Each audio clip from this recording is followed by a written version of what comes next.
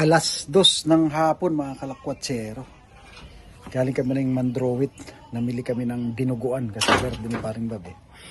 Pero dahil di ako nakatakbo ng maaga, tatakbo muna ako mga kalakwatsa. Napapansin nyo, muulan eh.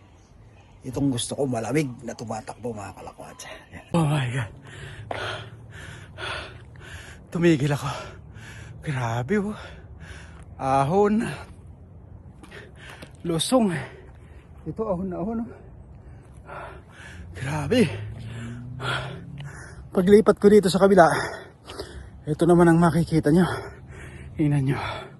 Ano? Ang lalim.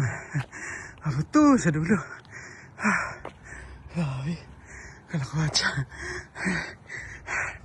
Nagpas ng 2:00 ng hapon mga kalakwatsa. Grabe. Madulas dito. Galing ako dun.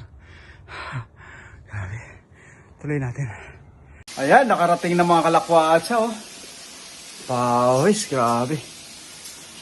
Oh, luto ng dinuguan. Tapos munggo. Mga kalakwatsa, harap. Kakaibang version to ng dinuguan, piniprito niya muna. Oh. Pero gagataan namin to. Lutong Bicol. Dinuguan na may gata. Ayan, munggo. Pinipirito muna yung gagawing dinuguan. Lagyan natin ito ng dugo. Ariwa. Ng dinuguanin na pinispis naman loob. Saka ano? Laman. Tito.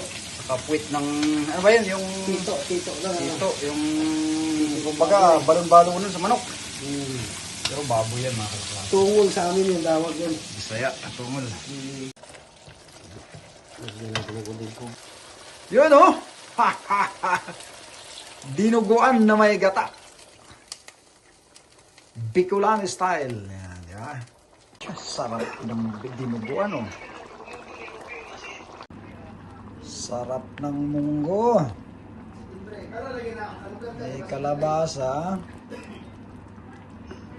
Mayroon pang ampalaya. At may talbos pa yan ng kamote. Maya na ilalagay ko. Tuna yung sawag yan sa kabagoong. Piniritong yellowpin. Tapos hinimay. Talbos ng kamote na harvest sa likod ng bahay.